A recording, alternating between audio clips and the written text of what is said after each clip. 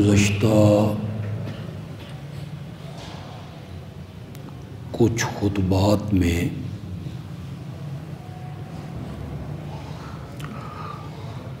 اس عنوان سے گفتگو ہو رہی ہے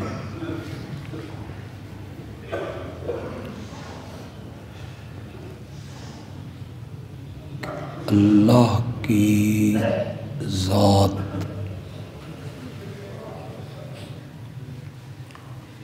اور نبی اکرم صلی اللہ علیہ وسلم کی ذات میں اللہ کی صفات اور نبی محترم صلی اللہ علیہ وسلم کی صفات میں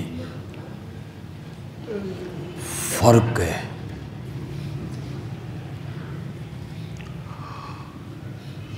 اللہ کی ذات بھی وحدہ لا شریک ہے اور اللہ کی صفات بھی وحدہ لا شریک ہے۔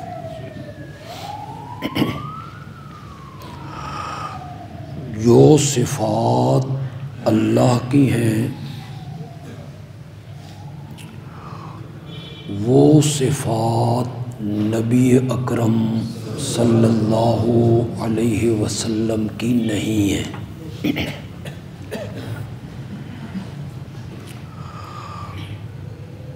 دونوں کی ذات میں فرق ہے لیکن بات دونوں کی ایک ہے۔ ذات الگ الگ ہے، صفات بھی الگ الگ ہیں، لیکن دونوں کی بات میں کوئی فرق نہیں۔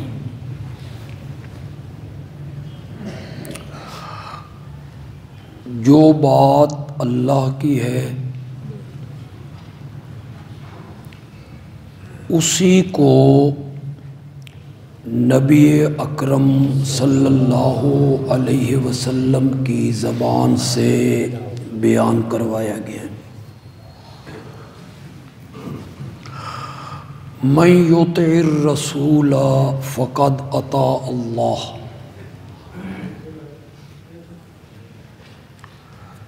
جس نے رسول اکرم صلی اللہ علیہ وسلم کی اطاعت کی اس نے در حقیقت اللہ کی اطاعت کی۔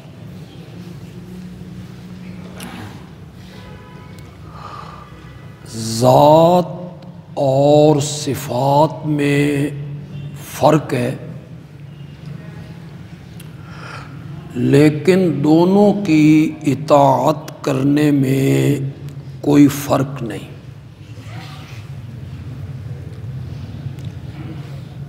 جس طرح اللہ کی اطاعت کرنی ہے اسی طرح نبی اکرم صلی اللہ علیہ وسلم کی بھی اطاعت کرنی۔ آپ نے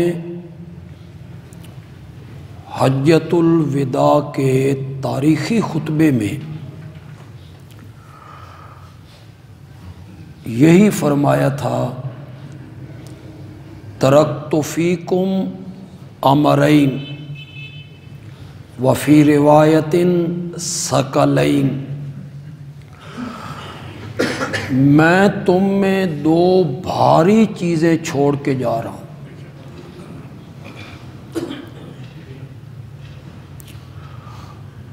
اگر انہیں مضبوطی سے پکڑ رکھو گے کبھی گمراہ نہیں ہوو گے۔ کتاب اللہ، ایک اللہ کی کتاب چھوڑ کے جا رہا ہوں، وسنتی، اور ایک اپنا طریقہ، اپنی سیرت اور اپنا نمونہ چھوڑ کے جا رہا ہوں۔ قرآن نے جگہ جگہ اس کو بیان کیا، اطیعوا اللہ و اطیعوا الرسول، اللہ کی اطاعت کرو اور اللہ کے رسول کی اطاعت کرو۔ دونوں کی اطاعت کا حکم دیا گیا، دونوں کی بات جو ہے وہ ایک ہے۔ بلکہ جو لوگ نبی اکرم صلی اللہ علیہ وسلم کی اطاعت نہیں کرتے، اس سے منہ موڑتے ہیں، روح گردانی کرتے ہیں، انکار کرتے ہیں، رب انہیں مومن ماننے کے لیے بھی تیار نہیں۔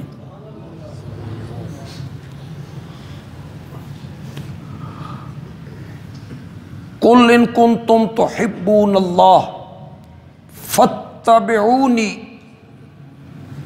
يُحْبِبْكُمُ اللَّهُ وَيَغْفِرْ لَكُمْ ذُنُوبَكُمْ۔ اللہ اکبر۔ اگر تم اللہ سے محبت کرنا چاہتے ہو، فَاتَّبِعُونِي، اس کا ایک ہی طریقہ ہے کہ میری پیروی کرو۔ یہ دراصل یہودیوں کو کہا جا رہا ہے۔ یہودیوں کے علماء پروپیگنڈا کرتے تھے کہ ہم اللہ کے پیارے ہیں،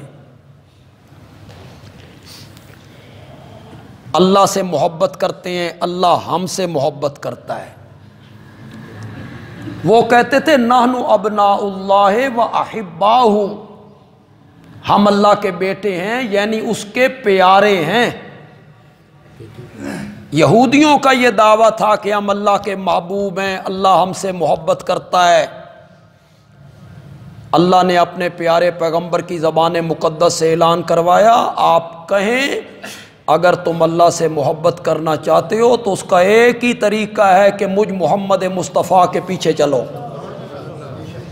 فاتبعونی، میری اتباع کرو، میری پیروی کرو۔ اس کے دو فائدے ہوں گے، یحببکم اللہ، اللہ تم سے محبت کرنے لگے گا، ویغفر لکم ذنوبکم، اور تمہارے گناہوں کو معاف کر دے۔ اس سے اگلی آیت میں فرمایا قل اطیعوا اللہ، میرے پیغمبر یہ بھی کہو اللہ کی اطاعت کرو، اللہ کے رسول کی اطاعت کرو، فإن اللہ لا يحب الکافرین، اللہ کافروں سے محبت نہیں کرتا۔ تو جو اطاعت سے منہ موڑیں گے اللہ اور اللہ کے رسول کی، اللہ انہیں مومن ماننے کے لیے تیار نہیں۔ سورۃ نساء میں کہا، بڑا لمبا واقعہ ہے، میں اس طرف نہیں جانا چاہتا کہ میرا اصل موضوع رہ جائے گا۔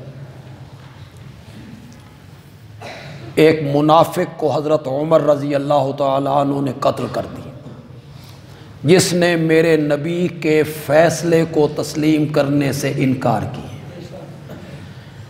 اور آقا کے فیصلے کے بعد وہ اپنے عالم کعب ابن اشرف کے پاس لے گئی۔ حضرت عمر کے دربار میں یہ بات پہنچی تو انہوں نے تلوار سے اس کا فیصلہ، ہاکذا اقضی من لم یرض بقضاء محمد صلی اللہ علیہ وسلم، جو ہمارے نبی کے فیصلے پہ راضی نہیں ہے اس کا فیصلہ عمر کی تلوار کرے گی۔ منافقین نے مشورہ کر کے ایف آئی آر درج کروانے کی کوشش کی کہ ہمارا مقدمہ لیا جائے اور قتل کا مقدمہ حضرت عمر پر انہوں نے ایک مومن کو قتل کیا ہے، کلمہ گو۔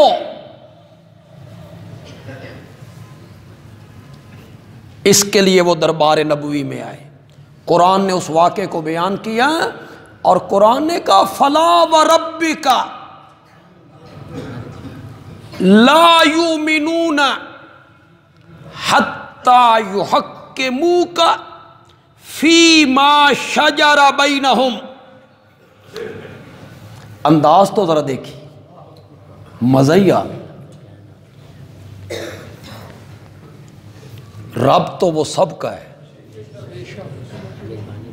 الحمدللہ رب العالمین، قل اعوذ برب الناس، رب تو وہ سب کا ہے، لیکن یہاں جو خطاب کیا نا اس میں اللہ نے کہا فلا وربک، میرے پیارے پیغمبر تیرے رب کی قسم ہے، وہاں صرف نبی پاک کو رکھا، تیرے رب کی قسم ہے، لا یؤمنون، وہ مومن نہیں ہو سکتے، حتی یحکموک، یہاں تک کہ آپ کو حاکم مانے، فیصل مانے، جج مانے، فی ما شجر بینہم، ان اختلافات میں جو ان کے مابین پھوٹ پڑے، شجرہ، ان کے مابین جو اختلاف پھوٹ پڑے ان میں آپ کو جج مانے، حتی یحکموک فی ما شجر بینہم۔ پھر ایک کے خلاف تو فیصلہ ہونا ہے، ایک کے حق میں ہونا ہے۔ قرآن نے کہا صرف یہ نہیں کہ فیصلہ مانے، اپنے دل میں تنگی بھی محسوس ہو نہ کریں، وَيُسَلِّمُوا تَسْلِيمًا، اور اس کے سامنے سر تسلیم خم کر۔ قرآن انہیں مومن ماننے کے لیے تیار ہی نہیں جو میرے نبی کے فیصلے کو نہ مانے۔ میں یہی بات آپ کو سمجھا رہا ہوں، اللہ اور اللہ کے نبی کی ذات الگ الگ ہے، صفات بھی الگ الگ ہیں، لیکن دونوں کی بات کیا ہے؟ اللہ کی بھی اطاعت کرنی ہے اور اللہ کے رسول کی بھی اطاعت کرنی ہے۔ اطاعت رسول سے یہ نہیں کہ ہمارے لیے قرآن کافی ہے اور ہمیں قرآن کے سوا کسی کتاب کی کوئی ضرورت نہیں۔ کچھ لوگوں نے تجاوز کیا، حد سے نکلے، انہوں نے کہا یہ جو حدیث کی کتابیں ہیں نا یہ سب اجمیوں کی سازش ہے، یہ کوئی بخارا سے نکلا، کوئی اس علاقے سے نکلا، کوئی ترکی سے نکلا، انہوں نے یہ کتابیں مرتب کر دی، بخاری ہے، ترمذی ہے، مسلم ہے۔ بعض لوگوں نے تو یہاں تک کہا اس کے پیچھے مجوسی ہیں، ایرانی لوگ ہیں، انہوں نے یہ کام کروائے، انہوں نے یہ کتابیں لکھوائیں، گویا کہ ان کتابوں سے کلی اعتماد اٹھانے کی کوشش کی گئی۔ میں یہ نہیں کہتا کہ جتنی حدیث کی کتابیں ہیں وہ سب صحیح ہیں، بالکل نہیں۔ امام بخاری رحمۃ اللہ علیہ نے ہزاروں حدیثوں میں سے صرف 6000 کے قریب حدیثیں لی، باقیوں کو چھوڑ دیا انہوں نے۔ امام بخاری نے ان حدیثوں کو نہیں لی۔ دوسری کتابوں میں یہ جو کئی ہمارے مبلغین اور خطباء اور واعظین لوگوں کو رلانے کے لیے اور کبھی ہنسانے کے لیے روایتیں پیش کرتے ہیں، یہ سب الترغیب و ترہیب میں ہیں۔ الترغیب و ترہیب ایک کتاب ہے، اس میں ساری یہ جمع ہے یہ روایتیں جن کا نہ سر ہے، نہ پاؤں ہے، نہ آگا، نہ کچھ بھی نہیں۔ انہوں نے خشک گیلی ساری لکڑیاں جمع کی، الترغیب و ترہیب جیسی کتابیں۔ بعد میں آنے والے لوگوں نے آپ سن کر حیران ہو جائیں گے۔ غالباً ملا علی قاری رحمت اللہ علیہ نے لکھا، غالباً اگر میرا حافظہ کام کر رہا ہے، حضرت سیدنا علی رضی اللہ تعالیٰ عنہ اور ان کے خاندان کے متعلق فضیلت میں 3 لاکھ حدیثیں گھڑی گئیں جی۔ پھر ان میں سے کچھ حدیثیں ہماری کتابوں میں درج کی گئیں۔ میں یہ نہیں کہتا کہ ساری حدیثیں صحیح ہیں، نہ، ان میں کلام ہو سکتا ہے، ان میں کچھ موضوع ہوں گی، ان میں کچھ راوی کذاب آ جائیں گے، کچھ کے راوی کمزور آ جائیں گے، کچھ خبریں واحد ہوگی، کوئی خبریں متواتر ہو۔ میں یہ نہیں کہتا کہ ساری حدیثیں صحیح ہیں، لیکن یہ بھی کہنا غلط ہے کہ حدیث کا وجود ہی کوئی نہیں، اس کا ثبوت ہی کوئی نہیں، یہ دلیل ہی کوئی نہیں، یہ سب جھوٹ کا پلندہ ہے۔ یہ کہنا بھی کسی طرح پہ صحیح نہیں ہے۔ صحیح قرآن پاک نے، میں نے پہلے بھی آپ سے کہا تھا، آج پھر آپ کو سمجھانا چاہتا ہوں، قرآن نے میرے نبی کے 4 منصب ذکر کیے۔ سب سے پہلے حضرت ابراہیم نے ذکر کیے، ربنا وابعث فیہم رسولا منہم، یا اللہ ایک رسول انہی میں سے ان کے اندر بھیج، یتلو علیہم آیاتک، پہلا منصب، وہ تیری کتاب کی آیتیں پڑھ پڑھ کے سنائے۔ ایک، یعلمہم الکتاب والحکمہ، پھر وہ انہیں کتاب کی تعلیم دے،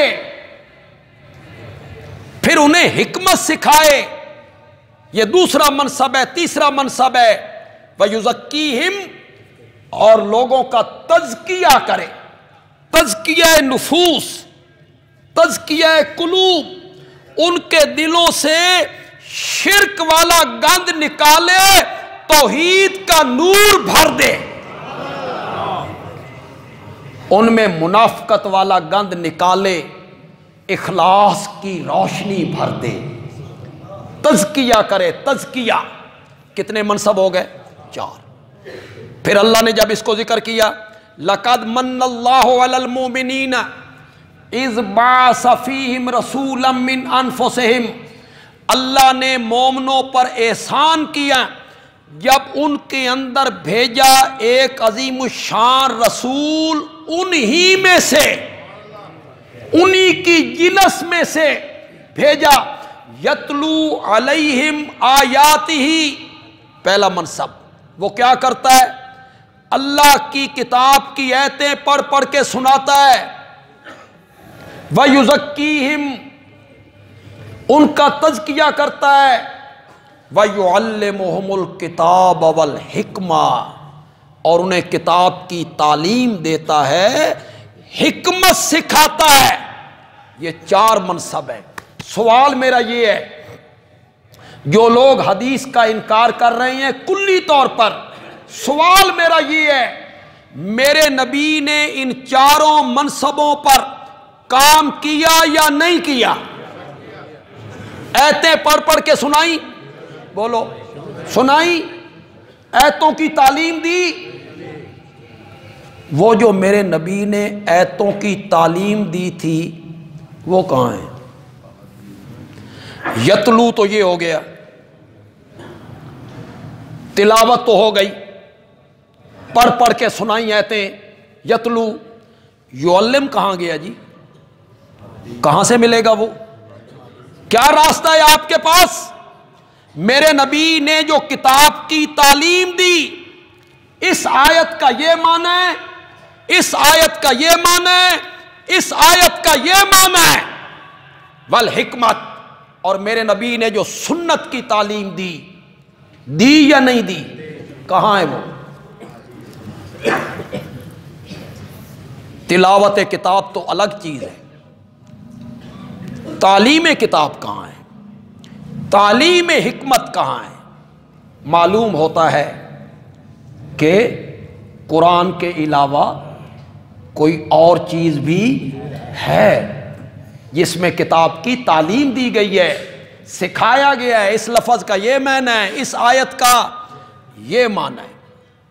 تو قرآن، یہ بھی میں نہیں کہتا، قرآن دنیا کی واحد کتاب جس کے ماتھے کا جھومر ہے ذالک الکتاب لا ریب، کوئی جرا نہیں، کوئی راوی نہیں، کس پہ جرا کرنی، بھیجنے والا معصوم ہے،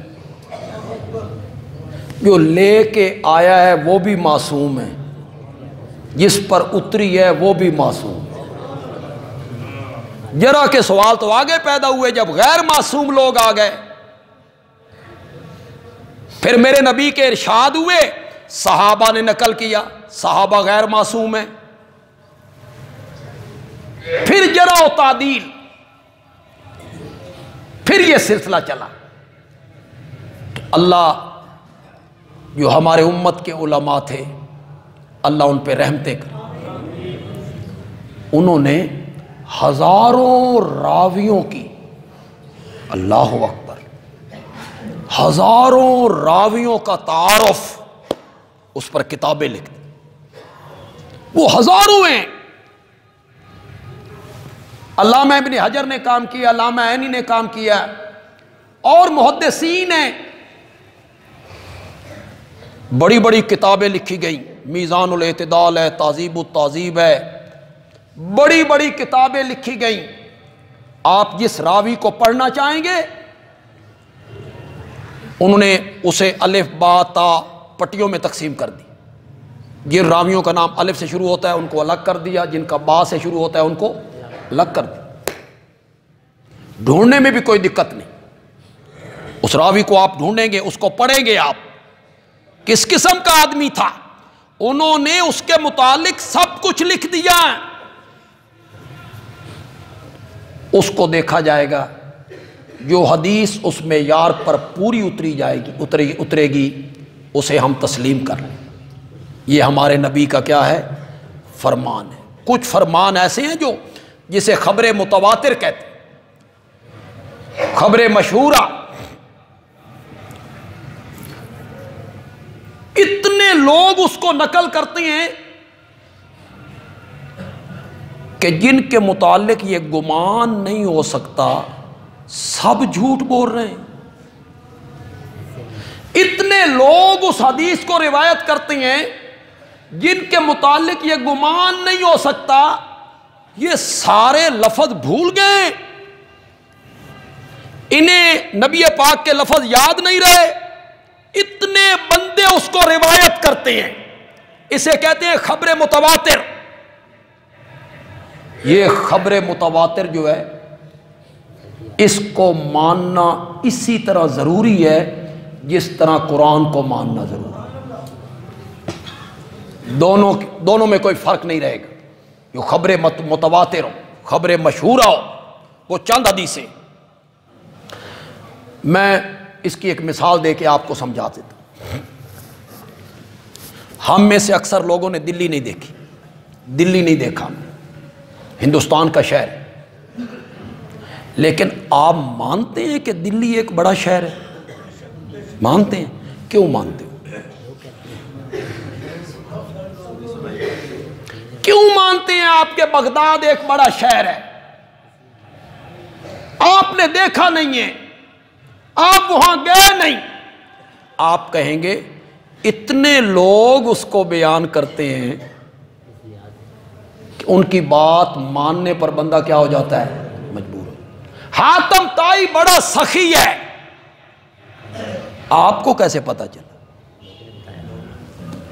اتنے لوگ اس کو نقل کرتے ہیں جن کا جھوٹ پہ جمع ہونا محال ہے۔ نوشروان بڑا عادل تھا، آپ مان رہے؟ کیوں؟ اسے اتنے لوگ بتاتے ہیں کہ جن کا جھوٹ پہ جمع ہونا محال نظر آتا ہے۔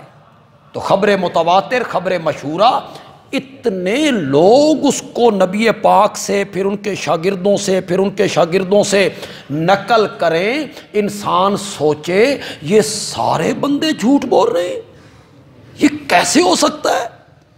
50 بندے اس کو، 100 بندے اس کو نقل کر رہے ہیں۔ تو حدیثوں میں ایسی حدیثیں بھی موجود ہیں جن کو ہم خبر متواتر کہتے ہیں، ان میں خبر واحد بھی ہے جن کو ایک صحابی نقل کرتا ہے، اس کا ایک شاگرد نقل کرتا ہے۔ بات لمبی ہو گئی اور تھوڑی سی علمی ہو گئی۔ سمجھانا آپ کو یہ چاہتا ہوں کہ جس طرح قرآن پر ایمان لانا ضروری ہے، اسی طرح میرے پیارے پیغمبر کی صحیح حدیث اور فرمان کو ماننا بھی کیا ہے؟ اللہ اور میرے نبی کی ذات الگ الگ ہے،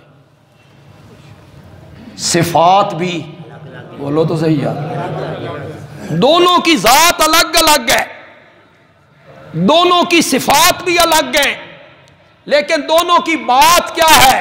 ایک ہے۔ میں نے پچھلے جمعے کچھ ذکر کیا تھا اس کا کہ رب کی ذات الگ ہے، مثلا لم یلد ولم یولد، اس کے مقابلے میں میرے پیارے پیغمبر کی ماں بھی ہے، باپ بھی ہے، دادا بھی ہے، پھر بیٹے بھی ہیں، بیٹیاں بھی۔ نبی پاک کی یہ صفات ہیں، اور اس کے مقابلے میں اللہ کیا ہے؟ لم یلد ولم یولد۔ آیت الکرسی میں جب رب نے شروع میں اپنی الوہیت کا ذکر کیا، اللہ لا الہ الا ہو، اللہ کے سوا کوئی الہ نہیں، یہ کیا ہے؟ دعویٰ۔ یہ اللہ نے کیا کیا ہے؟ دعویٰ۔ اللہ دعویٰ کر رہے ہیں اس کائنات میں 14 طبقوں میں میرے سوا کوئی الہ نہیں، جس کا ترجمہ آپ نے کیا اللہ کے سوا کوئی معبود نہیں، پھر اسے آپ نے آسان ترجمے میں بدلا، اللہ کے سوا کوئی عبادت کے لائق نہیں، پھر آپ نے اس کا ترجمہ کیا اللہ کے سوا کوئی پوجا کے لائق نہیں، پھر آپ نے ایک ترجمہ کیا اللہ کے سوا کوئی پرستش کے لائق نہیں۔ عبادت کا لفظ عربی، پرستش کا فارسی، پوجا کا ہندی، آپ پنجابی۔ آپ کو کیا پتا ہے کہ پوجا کیا ہوتی ہے؟ آپ تو ہندی نہیں جانتے۔ آپ کو کیا پتا ہے کہ پرستش کیا ہوتی ہے؟ آپ تو فارسی نہیں جانتے۔ آپ کو کیا پتا ہے عبادت کیا ہوتی ہے؟ عبادت تو عربی ہے، اور آپ عربی۔ میرے نبی نے جب پہلے دن اعلان کیا تھا قولوا لا الہ تفلحوا، مکے کے لوگوں ایک کلمہ پڑھ لو، دنیا آخرت میں کامیاب ہو جاؤ گے، لا الہ۔ اس کا جواب کیا آیا تھا؟ پتھروں کی بارش ہو، میرے نبی خون میں نہا گئے۔ ادھر سے ایک آواز آئی انت کذاب، ایک دوسری آواز اٹھی انت مجنون، کسی نے کہا انت شاعر، کسی نے کہا انت ساحر، جادوگر ہے۔ گلے میں رسیاں، راستے میں کانٹے، وطن سے بے وطن کرنے کی تدبیریں، قتل کے مشورے، بدر، احد، خندق، جنگیں، لڑائیاں۔ پوچھنا میں آپ سے یہ چاہتا ہوں، میرے نبی کی دعوت کیا تھی؟ اس میں کہیں تھا کہ جو 360 بت تم نے بیت اللہ میں رکھے ہوئے ہیں ان کے سجدے نہ کرو؟ تھا؟ کوئی نہیں تھا۔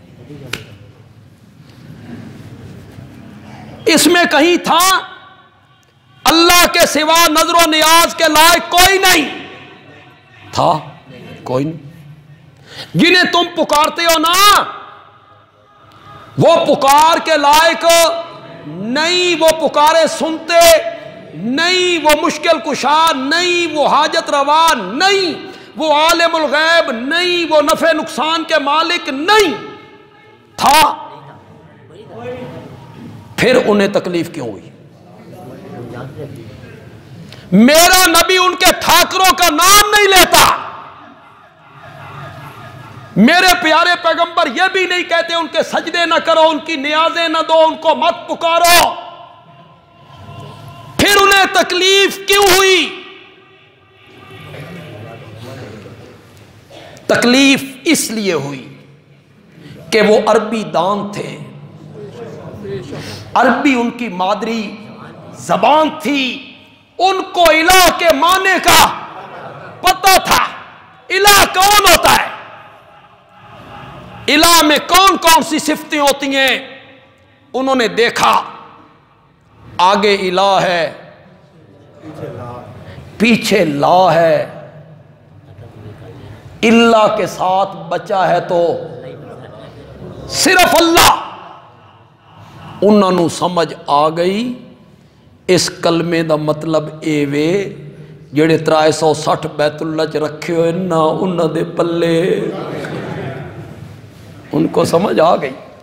عربی دان تھے، ہم ہیں اردو جاننے والے، پنجابی، پشتو، سندھی، ہم لا الہ الا اللہ بھی پڑھتے رہتے ہیں، قبروں پہ سجدے بھی کرتے ہیں، ہم لا الہ الا اللہ بھی پڑھتے رہتے ہیں، غیر اللہ کے نام کی نظریں، نیازیں، چڑھاوے دیتے رہتے ہیں، ہم لا الہ الا اللہ بھی پڑھتے رہتے ہیں، مدد کے لیے نیک بندوں کو، انبیاء اولیاء کو مشکل کشا سمجھ کے پکارتے رہتے ہیں۔ پوچھا جائے تو وہ کہتے ہیں الہ تو ہم اللہ کو مانتے، ہم کوئی انہیں الہ مان رہے ہیں۔ کیسے لوگوں کو سمجھایا جائے جب خود علماء کو پتہ نہ ہو الہ کون ہوتا ہے؟ قرآن نے الہ کی صفتیں کیا ذکر کی؟ جب خطباء تک کو پتہ نہ ہو، عبادت کے مفہوم کا علم نہ ہو، کتنے بڑے بڑے مفکر، مدبر، مفسر، مذہبی اسکالر، ان سے پوچھا جائے عبادت کی تعریف کیا ہے، وہ کہتے ہیں انتہائی درجے کا خشوع، انتہائی درجے کی عاجزی، انتہائی درجے کا تذلل۔ میں نے کہا یہ تو کوئی جامع تعریف نہیں، جو خشوع، جو عاجزی سجدے میں پائی جاتی ہے اسی طرح کی عاجزی زکوٰۃ دینے میں پائی جاتی ہے، یہ کیسی تعریف ہے؟ جو عاجزی بیت اللہ کے طواف میں پائی جاتی ہے وہی عاجزی روزہ رکھنے میں پائی جاتی ہے، یہ تو کوئی جامع تعریف نہ ہوئی۔ جامع تعریف یہ ہے جو علامہ ابن قیم رحمۃ اللہ علیہ نے مدارج السالکین میں کی، اور خدا کی قسم عین قرآن کے مطابق کی۔ میرے پاس اتنے دلائل ہیں اس تعریف کے، بھرا پڑا ہے قرآن۔ یہاں میں نے معاویہ مسجد میں سن 1998 میں 97-98 کی بات ہے، میں نے مسئلہ الہ پر درس قرآن دیے تھے 40 درس، جس میں الہ کا میں نے مفہوم سمجھایا۔ اس وقت یہ موبائلوں والی مصیبتیں کو نہیں تھیں، وہ کیسٹوں میں ریکارڈ ہوتا تھا، ویڈیو نہیں آڈیو، وہ محفوظ ہیں 40 درسوں میں۔ وہ جو 40 درسوں میں میں نے اس کو بیان کیا، اگر آپ توجہ کریں تو میں آپ کو 5 منٹ میں نہ سمجھا دوں، وہ سارے 40 گھنٹوں والے درس صرف 5 منٹوں میں، دلائل میں نہیں دے سکوں گا، لیکن دلائل کی ذمہ داری لوں. یہ نہیں ہے کہ میرے پاس اس کے دلائل نہیں ہو. دلائل کے سوا بات کرنا تو بے عقلی ہے. دلائل کے ساتھ بات کرنی چاہیے. اس دنیا میں بھی یہ جو میں تعریف کر رہا ہوں الہ کی، الہ کون ہوتا ہے، اس دنیا میں بھی میں جواب دے دوں. اس دنیا میں آپ کو موقع نہ ملے، کل قیامت کے دن رب کے حضور بھی جواب دے. آپ میرے گریبان پہ ہاتھ رکھ لینا اور رب کے سامنے رکھنا. رب کے سامنے رکھو گے تو مزہ ذرا زیادہ آئے گا کہ یا اللہ اس نے الہ کا یہ میں نہ کیا تھا، اس سے پوچھ اس کی کوئی دلیل. پھر رب خود دلیلیں دے لے گا، اس کے سامنے ہوگی نا بات. دو صفتیں صرف الہ میں پائی جاتی ہیں. زور سے بولو یار. میں نے کتنی دفعہ یار آپ کو کہا کہ جب دھرتی پہ رب کی توحید بیان ہوتی ہے نا، رب عرش پہ فرشتوں کے جھرمٹ میں بیٹھ کے خوش ہو رہا ہوتا، میری وحدانیت کا ذکر ہو رہا ہے. ہوتا کہاں ہے؟ کہاں ہوتا ہے؟ خالص توحید کہاں بیان کی جاتی؟ دو صفتیں صرف الہ میں پائی جاتی ہیں جس میں وہ دو صفتیں مان لی جائیں گی. اس کو کیا مان لیا؟ چاہے زبان سے کہے یا نہ کہے، وہ صفتیں ہیں الہ کی. زبان سے کہنے کی کوئی ضرورت نہیں. جس میں وہ دو صفتیں یا دو میں سے ایک صفت مان لی، اس کو کیا مان لیا؟ الہ. میں نے کئی مرتبہ آپ کو کہا، قرآن پاک کی ایک آیت ہے، اتخذوا احبارہم ورہبانہم اربابا من دون اللہ. عیسائیوں نے اپنے مولویوں کو اور اپنے پیروں کو اللہ کے سوا رب بنا لیا. قرآن ہے، رب بنا لیا.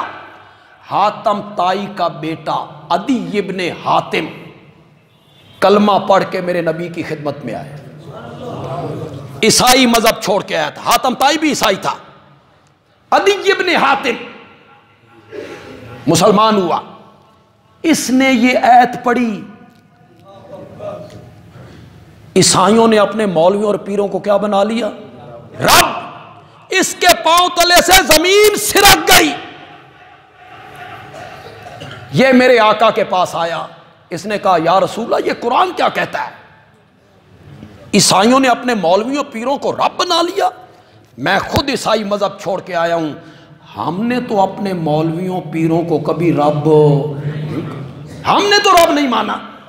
یہ قرآن کیا کہتا ہے؟ سنو آپ. میرے آقا نے فرمایا یہ بتا، جس چیز کو تمہارے مولوی اور پیر حلال کہہ دیتے تھے تم بغیر دلیل کے حلال مان لیتے تھے؟ یہ بالکل جو وہ کہتے تھے ہم مانتے. اور جس کو حرام کہہ دیتے تھے بغیر دلیل کے حرام مان لیتے تھے کہ جی بالکل. میرے آقا نے فرمایا یہی معنی ہے رب بنانے کا. رب تو عدی ابن حاتم بھی کہہ رہا ہے کہ ہم اپنے مولویوں پیروں کو نہیں کہتے، لیکن رب والی صفت مانتے تھے. حلال حرام کرنا صفت کس کی ہے؟ وہ جب کسی اور میں مانی تو اس کو کیا مان لیا؟ دو صفتیں صرف الہ کی ہیں، الہ ہی میں پائی جاتی ہیں. جس میں مان لی اس کو کیا مان لیا؟ پہلی صفت جس کے لیے یہ تعظیم کر رہا ہوں وہ عالم الغیب ہے، اسے تسلط غیبی حاصل ہے. کیا میں اسے نہیں دیکھ رہا اور وہ مجھے. پہلی صفت تسلط غیبی، عالم الغیب ہونا. دوسری صفت جس کے لیے یہ تعظیم کر رہا ہوں وہ میرے نفع نقصان کا مالک ہے، مختار ہے، متصرف ہے، مالک ہے، جو چاہے کرے، اسے پوچھنے والا کوئی نہیں۔ یہ دو صفتیں کس کی ہیں؟ اللہ کی نہیں،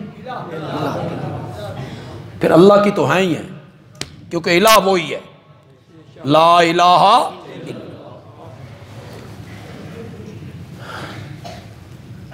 اب عبادت کی تعریف بھی ذرا کر دیں۔ ہر تعظیم عبادت نہیں بنے گی، وہ تعظیم عبادت بنے گی جس کے پیچھے یہ دو نظریے ہوں گے، وہ عبادت بنے گی۔ میں آسان کر کے سمجھا دیتا ہوں۔ آپ اپنی والدہ کے سامنے، اپنے والد محترم کے سامنے یوں ہاتھ باندھ کے کھڑے ہو جائیں، والد صاحب سامنے بیٹھے ہیں، یہ ہاتھ باندھنا عبادت بنے گا؟ نماز میں باندھیں گے تو شاباش شاباش، نماز میں باندھیں گے تو کھڑے ہوں گے۔ ہاتھ باندھنا تو عبادت نہیں ہے، کھڑا ہونا عبادت ہے، قیام، جس کو ہم کیا کہتے ہیں؟ قیام، قیام کرنا۔ رب کے سامنے جب آپ نے قیام کیا وہ کیا بن گیا؟ عبادت۔ اپنی والدہ کے سامنے آپ کھڑے ہیں، مرشد کے سامنے کھڑے ہیں، پیر صاحب کے سامنے کھڑے ہیں، استاد کے سامنے، وہ عبادت بنے گا؟ تے سانی فرق دسو نا۔ نماز میں کھڑا ہونا عبادت ہے، استاد اور مرشد کے سامنے کھڑا ہونا عبادت نہیں، نرا کھڑے ہونے کا نام عبادت نہیں، اس کے پیچھے ایک عقیدہ ہے، وہ کھڑے ہونے کو عبادت بنا رہا ہے۔ کیا؟ جس ہستی کے سامنے میں کھڑا ہوں میں اس کو نہیں دیکھ رہا اور وہ مجھے، اس عقیدے نے کھڑے ہونے کو کیا بنا دیا؟ عبادت۔ اتحیات میں بیٹھنا کیا ہے؟ دو زانو بیٹھتے ہیں آپ، کیا ہے؟ آپ اپنی والدہ کے سامنے بیٹھ جائیں یوں اتحیات میں، مرشد کے سامنے بیٹھ جائیں، استاد کے، وہ عبادت بنے گا؟ نہیں بنے گا۔ معلوم ہوتا ہے نظریہ عبادت بنا رہا ہے۔ ان دو نظریوں کے تحت اب عبادت کی میں تعریف کرنے لگا ہوں۔ العبادت عبارت عن الاعتقاد والشعور بأن للمعبود سلطة غیبیہ ما فوق الاسباب يقدر بها على النفع والضرر فكل دعاء وثناء وتعظیم يصدر بهذا الاعتقاد فهي عبادت۔ علامہ ابن قیم نے تعریف کی، دو نظریوں کے ساتھ آپ جو تعظیم بھی کریں گے، یہ دو نظریے اس تعظیم کو کیا بنا دیں گے؟ کیا؟ جس کے لیے یہ تعظیم کر رہا ہوں وہ مجھے دیکھ رہا ہے اور میں اس کو، وہ میرے حالات سے واقف ہے، وہ عالم الغیب ہے۔ دوسرا نظریہ کیا؟ وہ نفع نقصان پہنچانے پر قادر ہے۔ یہ دو عقیدوں کے ساتھ آپ کوئی تعظیم کریں گے، یہ عقیدے اس تعظیم کو کیا بنائیں گے؟ حجر اسود کو چومنا کیا ہے؟ اور بیٹے کو چومنا، فرق دسو، فرق بتائیں نا۔ یہ لوگ جو قبروں کو چومتے ہیں، مزاروں کو چومتے ہیں، چوکٹوں کو چومتے ہیں، وہ ہمیں کہتے ہیں تسی اپنے پتروں نو چومو تے او بدعت نہیں، اے پتر تے میں آکھیا، وہ تو کچھ اور کہتے ہیں، وہ میں یہاں کہہ بھی نہیں سکتا، میں ممبر رسول پہ ہوں۔ تسی چومو او عبادت نہیں، ہم چوکھٹ اور قبر کو چومیں تو وہ تم کہتے ہو یہ شرک ہے، بدعت ہے۔ میں نے کہا ہاں، جب بیٹے کو چومتے ہیں تو یہ دو نظریے ذہن میں نہیں ہوتے، اور جب مزار اور چوکھٹ کو چومتے ہیں تمہارے ذہن میں یہ نظریہ ہوتا ہے صاحب مزار ہمیں اس عقیدے نے اس چومنے کو کیا، حجر اسود کے چومنے کو عبادت کس نے بنایا تھا؟ اسی عقیدے نے تو عبادت بنایا تھا۔ نہ کھانا عبادت بن گیا، کمال نہیں ہوگی؟ ایک آدمی صبح سے لے کے سحری سے لے کے، غیر مسلم ہے، سحری سے لے کے شام تک کوئی نہیں کھاتا، اس کو آپ کہتے ہیں بھوک نال مردہ پیا، اس کی عبادت نہیں بنتی۔ اور ایک مسلمان سحری کر کے سارا دن نہیں کھاتا، اس کا نہ کھانا کیا بن گیا؟ نہ کھانا عبادت ہے۔ نہ کھانا نہیں، اس کے پیچھے ایک نظریہ ہے، ایک نظریہ ہے۔ بیساکھ کا مہینہ ہے، گرمیاں ہیں، گندم کی کٹائی کرنی ہے، یہ جٹ زیادہ سا مہینہ، پسینے میں شرابور ہے، دھوپ ہے، روزے سے ہے، زور کے وقت گھر آیا، کمرے میں مشروبات بھی، ماکولات بھی، ٹھنڈا پانی بھی، شربت بھی، پھل بھی، یہ روزے سے ہے، کوئی دیکھنے والا نہیں ہے، دروازے بند، کھڑکیاں بند، پیے گا؟ کھائے گا؟ نہیں کھائے گا۔ کیوں؟ اس کا عقیدہ ہے جو رب چٹیل میدان میں دیکھتا تھا وہ بند کمروں میں بھی دیکھ رہا ہے۔ اس عقیدے نے نہ کھانے کو کیا بنایا؟ یہ عبادت کی تعریف میں نے جو کی ہے یہ جامع تعریف، ایک ایک فرد پر، یہ ایک ایسی کلی ہے جو اپنی تمام جزیات پر صادق آتی۔ یہ میں نے تھوڑے سے منطق کے لفظ بول دی۔ عبادت کی تعریف جو میں نے کی یہ ایسی ایک کلی ہے جو اپنی تمام اقسام پہ کیا آتی ہے؟ صادق۔ زکوٰۃ دینے پر، روزہ رکھنے پر، حج کرنے پر، طواف کرنے پر، جانور ذبح کرنے پر، نظر دینے پر، نیاز دینے پر، پکارنے پر۔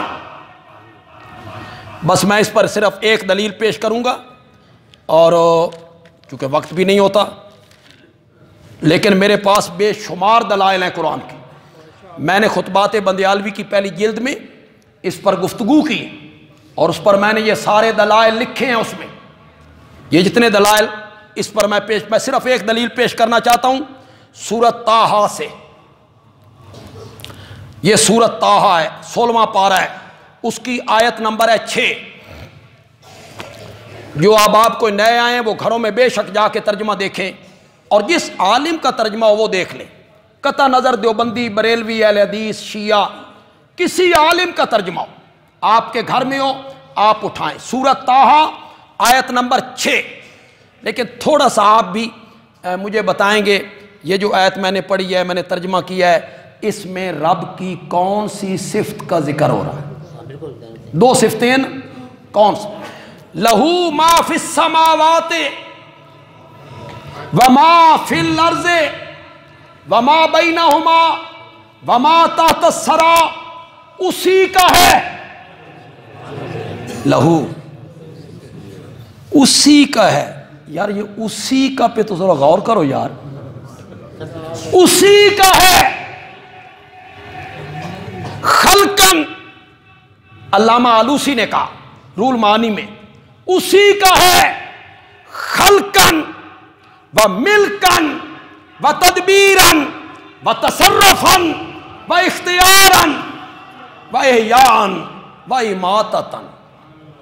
پیدا کرنے کے لحاظ سے اسی کا ہے، ملک کے لحاظ سے اسی کا ہے، تدبیر کے لحاظ سے اسی کا ہے، اختیار کے لحاظ سے اسی کا ہے، پیدا کرنے کے لحاظ سے اسی کا ہے، مارنے کے لحاظ سے اسی کا ہے۔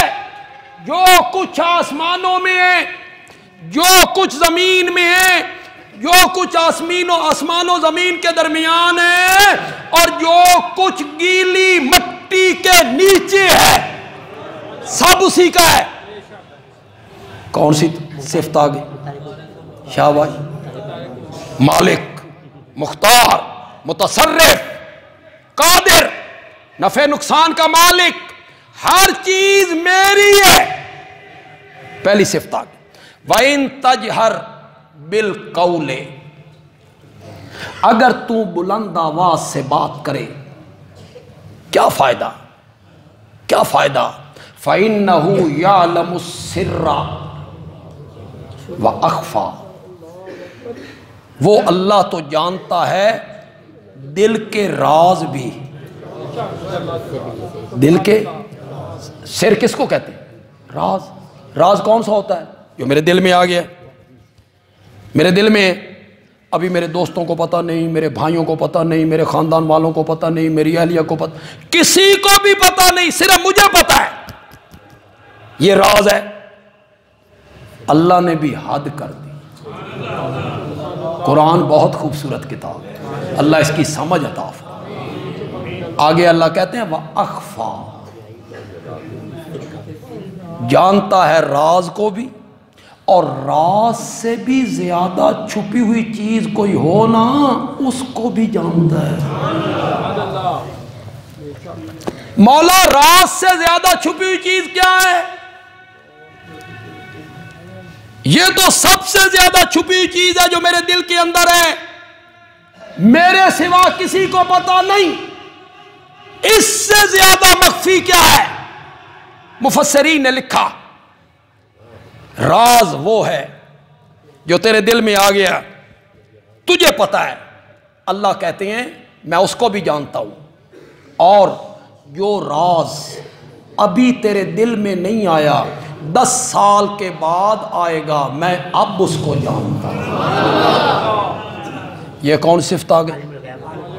زور سے بولو یار، زور سے بولو۔ قرآن نے کتنی صفتوں کا ذکر کیا؟ رب کی کتنی صفتیں؟ مختار کل بھی اللہ ہے،